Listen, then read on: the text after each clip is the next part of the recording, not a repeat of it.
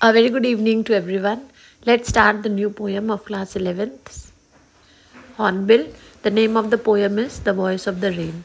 This is a very beautiful and a meaningful poem written by Walt Whitman. So before starting the poem, we should know some basic facts.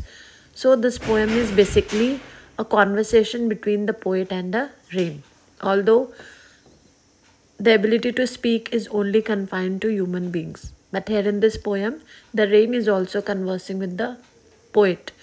So here the figure of speech that has been used by the poet is personification. The very title of the poem, The Voice of the Rain. Although the rain has no voice, it cannot converse with human beings.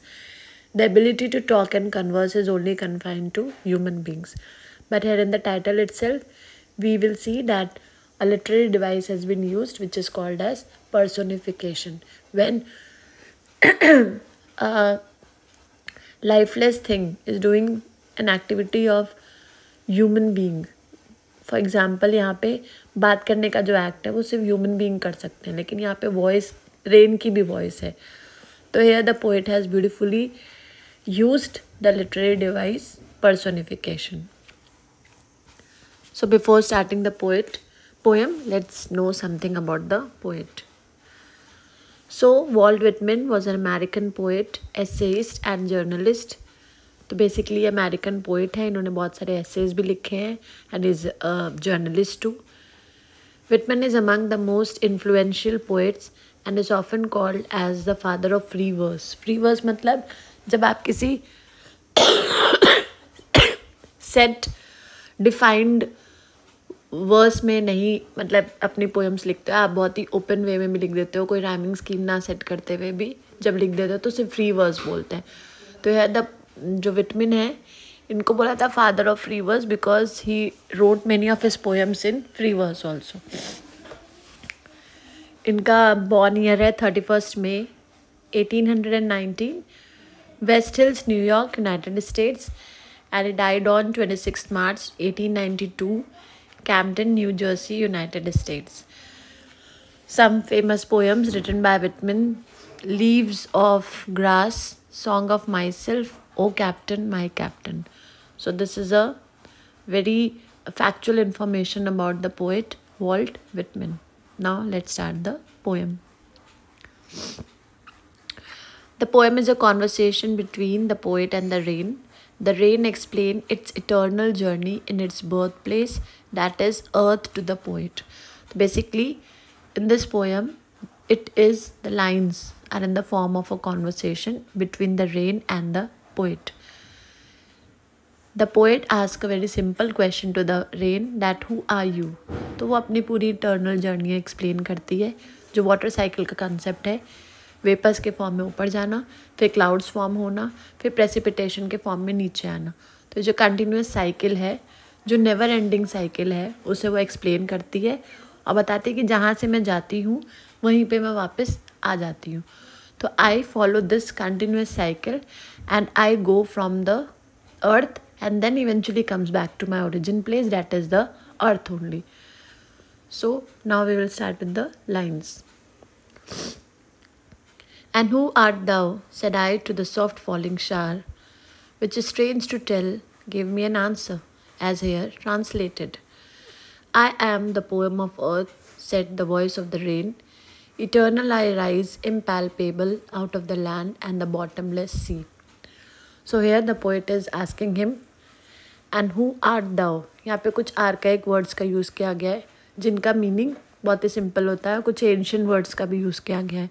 तो who art thou is archaic word जिसका meaning होता है who are you. The very first line, the poet is asking the rain that who are you. Said I मतलब I refers to poet.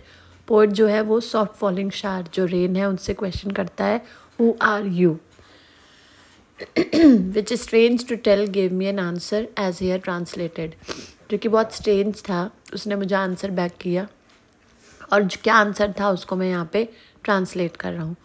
So in the above two lines we get to know that the poet is asking the rain that who are you, and in return the rain give an answer to which the poet is translating the answer in the next line.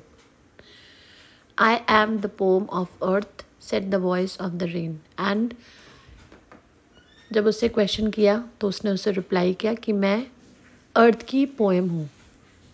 Said the voice of the rain, eternal I rise, impalpable out of the land and the bottomless sea. Eternal I rise, मेरी जो journey है वो never ending है. मैं अर्थ से rise करती हूँ मतलब अर्थ से जाती हूँ ऊपर. किसके फॉर्म में? वाटर वेपर के फॉर्म में. इम्पैल्पेबल, जब मैं वाटर वेपर के फॉर्म में जाती हूँ तो वाटर वेपर्स जो होते हैं उसको ना तो आप देख सकते हो ना तो आप उसको टच कर सकते हो, आप सिर्फ उसको फील कर सकते हो. फील कैसे कर सकते हो? जब वापस रेन ड्रॉप के फॉर्म में आपके ऊपर गिरेगी तो आप उसको फील कर सकते हो. तो मेरी जो लॉन्ग एंडिंग जर्नी है, I basically go from the earth in the form of water vapors that are impalpable out of the land and the bottomless sea. जब लैंड से जब जहाँ पे पानी नहीं होता है वहाँ से जब जाती है तो ट्रांसपिरेशन के फॉर्म में जाती है, ट्रांसपिरेशन के प्रोसेस से. और जब सी से जाती है तो उसे इवेपोरेशन वाला प्रोसेस बोलते हैं. तो कहती है कि मैं लैंड से भी जाती हूँ ट्रांसपिरेशन के फॉर्म के थ्रू ऊपर, और मैं सी के से भी जाती हूँ वाटर वेपर के फॉर्म में इवेपोरेशन के प्रोसेस के थ्रू. यहाँ पे बॉटमलेस सी, यहाँ पे एक हाइपरबोले का उसने यूज़ किया है क्योंकि जो सी होता है वो बहुत डीप होता है but still it has a base. कहीं ना कहीं जाके उसका बेस पॉइंट हमें मिलता है. लेकिन यहाँ पे रेन ने बहुत ही हाइपरबोले, बहुत ही बढ़ा चढ़ा के यहाँ पे बताया है कि मैं जिस सी से निकलती हूँ वो बॉटमलेस होता है, वो बहुत ज़्यादा डीप होता है, उसका कोई एंडिंग पॉइंट नहीं होता है.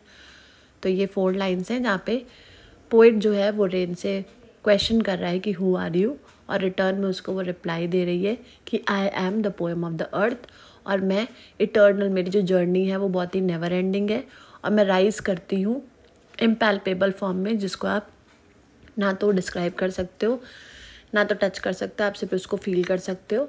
और मैं दोनों तरफ से जाती हूँ, लैंड के थ्रू भी जाती हूँ in the form of through the process of transpiration, और सी के रास्ते से भी जाती हूँ by forming myself in water vapour through the process of evaporation. यहाँ पे कुछ वर्ड्स हैं जिनका मीनिंग है who art thou, the meaning is who are you. Eternal, that is never ending, जो ये साइकिल चलता रहता है, that is never ending, it is a continuous process. इम्पैल्पेबल, which can not be describe, touched but only felt. Upward to the heaven, whence vaguely formed, altogether changed and yet the same, I descend to lave the drought. So she says that जब मैं water vapour के form में जाती हूँ तो मैं सीधे ऊपर जाती हूँ, ऊपर मतलब हेवन के फॉर्म में जाती हूँ, और वहाँ पे मैं वेंस मतलब वहाँ पे मैं वेगली फॉर्म्ड हो जाती हूँ. वेगली मतलब मैं जैसे ही ऊपर जाती हूँ वाटर वेपर के फॉर्म में, I am converted into clouds. ठीक है. और क्लाउड जो होते हैं बहुत क्लियर नहीं होते हैं, बहुत ही ब्लरी होते हैं, बहुत ही वेगली फॉर्म्ड होते हैं. तो वही वो बता रही है, जैसे ही मैं नीचे से ऊपर जाती हूँ तो मेरा जो फॉर्म है वो पूरी तरह से चेंज हो जाता है. मैं नीचे से वाटर वेपर के फॉर्म में जाती हूँ, वहाँ जाके वेगली फॉर्म्ड हो जाती हूँ in the form of clouds. भले मैं चेंज हो जाती हूँ, मेरा अपीयरेंस चेंज हो जाता है, लेकिन मैं फिर भी सेम हूँ. मैं अभी भी एक पानी की ड्रॉप ही हूँ जो कि इवेंचुअली पानी बन के ही नीचे आ जाऊँगी.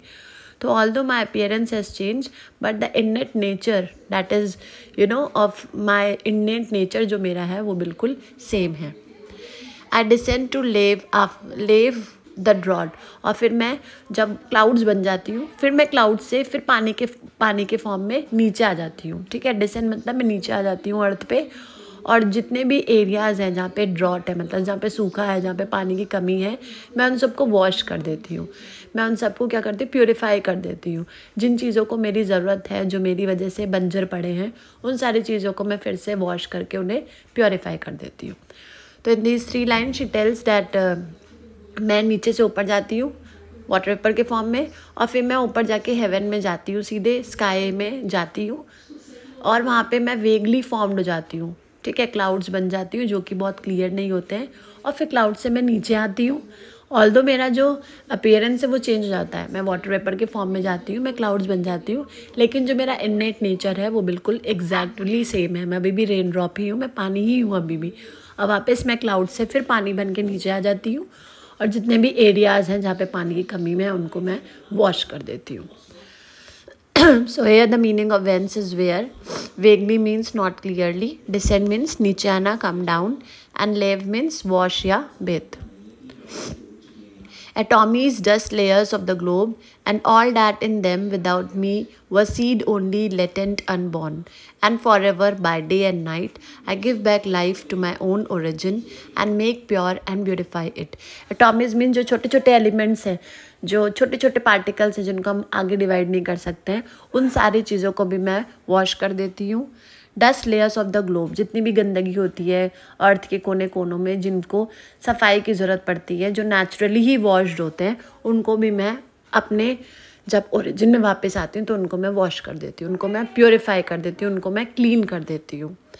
And all that in them without me were seed only, और मेरे बिना जैसे जो सीड्स हम लोग जब बोते हैं तो वो हिडन होते हैं, वो अनबॉर्न होते हैं. मेरे आते ही जो पानी पड़ता है तो सीड्स भी किस में कन्वर्ट हो जाते हैं, प्लांट्स में कन्वर्ट हो जाते हैं, वो लाइफ फॉर्म में आ जाते हैं. तो मेरी वजह से, मेरे एब्सेंस में जितने भी सीड्स थे, जितनी भी चीज़ें थी जो कि लाइफलेस थी, मेरे पड़ते ही वो सारे क्या हो जाते हैं, हिडन फॉर्म से विजिबल हो जाते हैं. And they take a very beautiful form, और उसके वजह से अर्थ भी क्या हो जाती है, बहुत ही सुंदर हो जाती है. And forever by the day and night I give back life to my own origin.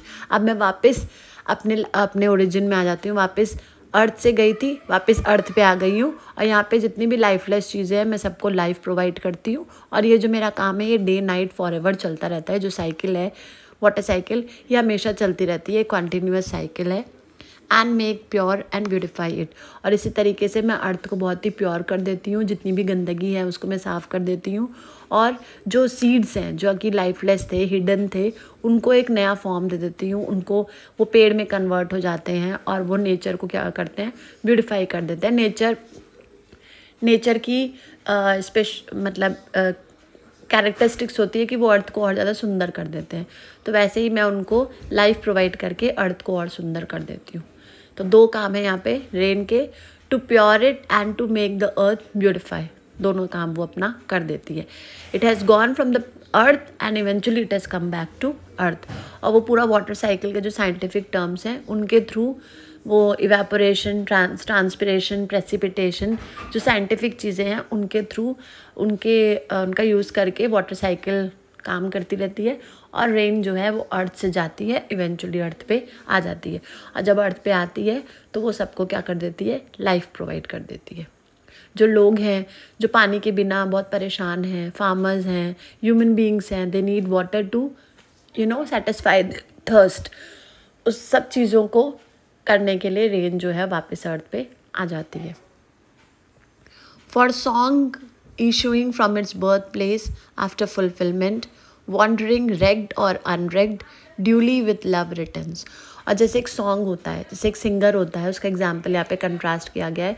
जैसे एक सिंगर होता है, वो अपना सॉन्ग क्या करता है, पहले लिखता है, फिर उसका सॉन्ग पब्लिश होता है, और फिर उसका सॉन्ग रिकॉर्ड होता है, और वापस वो सॉन्ग सिंगर के पास आ जाता है. ठीक है. अब उस सॉन्ग को बहुत से लोग पसंद करते हैं, बहुत से लोग पसंद नहीं करते हैं. वो सक्सेसफुल हो सकता है, वो सक्सेसफुल नहीं हो सकता है, बट वो इवेंचुअली सिंगर के पास वापस आ जाता है इन द फॉर्म ऑफ हो सकता है उसको बहुत सारे अवार्ड्स मिल जाएं, बहुत सारी क्रेडिबिलिटी मिल जाए, कभी कभी नहीं भी मिलती है.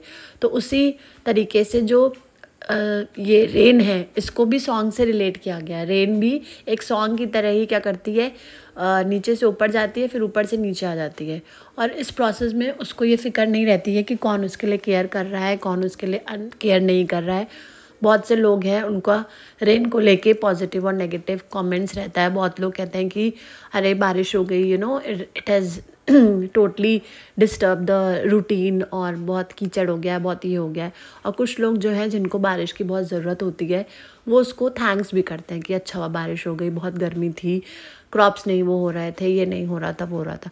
तो रेन का भी यही है कि it remains unaffected by the people's appreciation और क्रिटिसिज्म. उसको फ़र्क नहीं पड़ता है कौन क्या कर रहा है, क्या नहीं कर. उसका मेन मोटिव है कि उसको क्या करना है, अर्थ से जाना है, अर्थ पे वापस आना है, ताकि वो अपनी चीज़ों को क्या कर सके, फुलफ़िल कर सके, अपने जो एक उसका एक प्रोसेस है उसको वो कंप्लीट कर सके। और इस प्रोसेस में अगर कोई उसे पसंद करता है तो भी ठीक है, अगर उसे कोई पसंद नहीं करता है तो भी ठीक है, उसको बिल्कुल भी फ़र्क यहाँ पे नहीं पड़ता है। तो इवेंचुअली उसने बताया है कि मेरा जो काम है वो मैं करूँगी, ठीक है, और उसके बाद अगर कोई मुझे प्रेज़ करता है तो भी मुझे कोई फ़र्क नहीं पड़ता है, और मुझे कोई प्रेज़ कर भी लेता है तो मतलब मुझे जो रिटर्न्स मिलता है वो प्यार के फॉर्म में मिल जाता है। जब लोग ऐसा बोलते हैं कि अच्छा हुआ बारिश हो गई, थैंक गॉड रेन हो गया, तो वो उस फॉर्म में मुझे वापस मिल जाता है। तो यहाँ पे फुलफिलमेंट का मतलब है टू फुलफिल, वॉन्डरिंग का मतलब है ट्रैवल, मतलब मैं पूरा ट्रैवल करती हूँ एक जगह से दूसरी जगह पे, ताकि मैं अपने एक जो मेरा प्रोसेस है उसको मैं कंप्लीट कर सकूँ, और उस प्रोसेस के दौरान मुझे कोई केयर करता है, मेरी केयर नहीं करता है, मैं उससे बहुत अनअफेक्टेड रहती हूँ। मैं भी अनअफेक्टेड रहती हूँ, पोएट भी अनअफेक्टेड रहता है, क्योंकि उसने अपना एक पोएम एक फॉर्म किया है। अब उस पोएम को लोग पसंद करें ना करें उसको फ़र्क नहीं पड़ता, जो उसका काम है पोइट्री का वो अपना कंटिन्यू करेगा। In the same way the rain also continues the work that is assign to rain. तो यहाँ पे ये पोएम है, बहुत ही ब्यूटीफुली मैसेज दिया है कि जो रेन है वो एक साइंटिफिक प्रोसेस है और बहुत ज़रूरी है for the survival of human beings upon earth, और वो अपना काम जो है वो करती रहेगी। तो basically it was a conversation between the poet and the rain. Then we have the theme of this poem.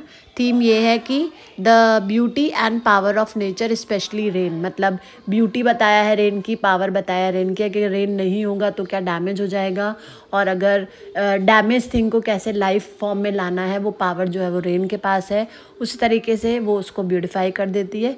और सेकेंडली है the role of poetry in nourishing humanity, जैसे रेन जो है वो नरिश करता है अर्थ को, वैसे ही जो पोएम्स हैं उसके जो सेंटिमेंट्स हैं उसके जो इमोशंस हैं वो नरिश करता है ह्यूमैनिटी को। So this is the theme. I hope you like the poem. In the next video, I'll upload the literary devices used in the poems and some MCQs. Till then, if you like the poem, please like, subscribe and share. Thank you so much.